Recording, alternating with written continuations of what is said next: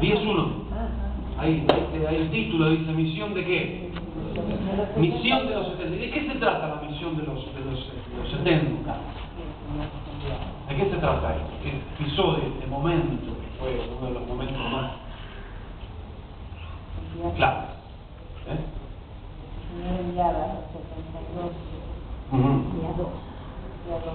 De 12 en 12. El Señor abrió el abanico y dijo, muchachos, este es el momento. Dijo, salgan de... Bueno, ustedes lo saben. En otra oportunidad también los comisionó, ¿sí? ¿Recuerdan? No eran 70, eran un poquito menos, pero ahí donde dice, vi a Satanás, dice que volvían ellos con regocijo, dice, vi a Satanás caer como rayo. ¿Sí? ¿Por qué? Porque ellos entraban en las aldeas, se metían dentro de las casas, preparando el camino, abriendo brechas, predicando el Evangelio, sanando a la gente. Y el Señor decía, aquellos que la reciban, gloria a Dios, y aquellos que no reciban, ¿qué tenían que hacer? Sacudir y seguir adelante. Ellos no paraban, la orden era muy clara. Inclusive también le da otras directivas del Señor. Pero es el momento en donde los discípulos de alguna manera experimentaron, ¿sí?, el poder y la autoridad que el mismo Señor les había delegado. ¿Estamos todos de acuerdo acá? Bárbaro. Pero el capítulo 10 de Lucas comienza diciendo algo muy interesante, antes de esta comisión. Recuerden ustedes que las comisiones fueron 3. Esta fue una misión, luego también le dio misión a otros, que no eran 70, eran menos, eran 12, y luego, por último, antes del Señor ascender a los cielos, fue, bueno, esa impartición tan tremenda que lleva como título en nuestras Biblias, la gran ¿qué? La gran comisión. Dice, prediquen el Evangelio a toda la criatura, comiencen desde acá. Bueno, hay la gran comisión. Y ahí el Señor sube, asciende a los cielos, pero le imparte otra directiva interesante, que dice, todavía no hagan nada, esperen un cachito, vayan ahí a Jerusalén, quédense ahí en el aposento alto y sobrevendrá sobre ustedes. Bueno, ustedes saben que fue el Pentecostés, algo tan importante como el haber recibido la impartición del Espíritu Santo. Bueno, estos son hechos muy claves, ¿no es cierto?, que de alguna manera marcaron las primicias en aquella que fue la primera iglesia del Señor, ¿no es cierto?, formada por Pedro, por los discípulos que luego se insertaría Pablo, ¿no? Pero el capítulo 10 comienza diciendo algo muy interesante. Luego de estos episodios que fueron claves, que recién los estuvimos mencionando, donde vemos una iglesia en expansión. De acá en adelante vamos a ver hechos y sucesos que preparan a una iglesia, que preparan el seno de la iglesia para que la iglesia explote socialmente y marque una diferencia en toda la generación.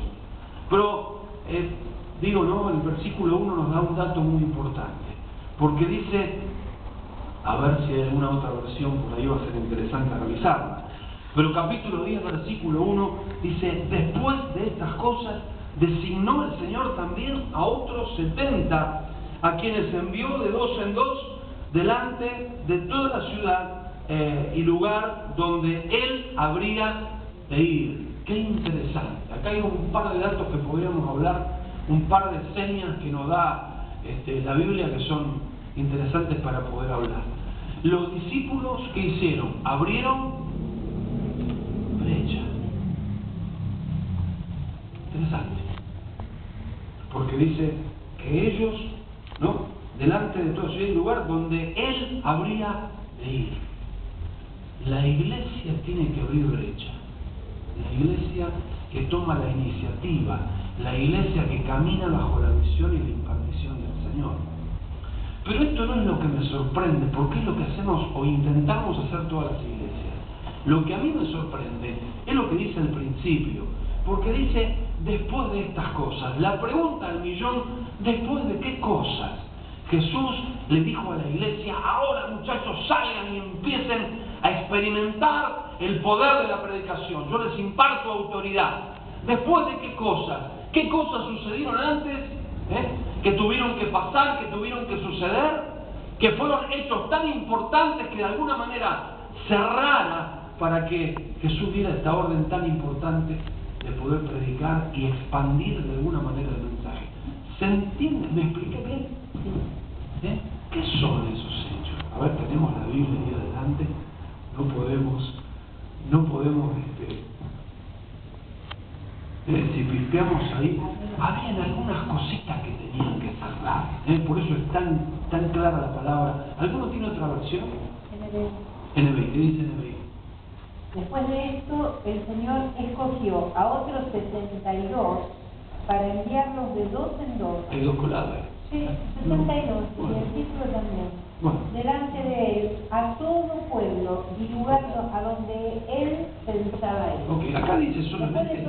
Después de todo esto. Acá dice, bueno, evidentemente está marcando situaciones y hechos que acontecieron dentro de ese grupo, ¿no es cierto? Vamos a llamarlo así, vamos a mirar hoy aquellos 12 discípulos, o aquellos 70, porque dice que eran 70, digamos que los 12 era su grupo de intimidad sobre quien Jesús hablaba. Dice que a todo el mundo le hablaba por parábolas, pero a ellos les hablaba toda la verdad. Entonces, ¿qué situaciones creen ustedes que Jesús tuvo que tratar y que cerrar para poder dar esta orden de expansión? Es interesante. A ver, algunas cuantitas cosas, es verdad. En relación con eso. Sí. Bueno, a partir de ahí, porque él dice, te seguiré, Señor, pero déjame que me despidas primero de todos los que están en mi casa, y del 62 también. Yo creo que está ahí. Si tuviéramos más tiempo, miren, es solamente una hoja, de 37 en adelante, todo en hojita. Esto me llevó a entenderlo casi un año. Entenderlo en realidad no es que lo tuve que entender, sino que una vez tuvimos habíamos ido con Julio, pero sí, al seminario bautista, a un curso que dieron de liberación al seminario bautista, y lo dio de ellos, me acuerdo, en esa oportunidad. Y fue una pregunta tan puntual que le hicimos a Pablo Deiro respecto a, ¿se acuerdan ustedes que Jesús estuvo en el monte de la transfiguración y cuando bajó se encontró con qué cosa? Que había un endemoniado que no lo podían liberar, ¿no es cierto? Pero Jesús no fue solo al monte de la transfiguración. ¿Se acuerdan con quién fue? Con Pedro, con Jacobo y Juan, ¿cierto? Pero no eran 12 los discípulos. ¿Por qué quedaron abajo? La Biblia no lo dice. Podríamos especular, cuál no es bueno. Podríamos imaginar que no es bueno.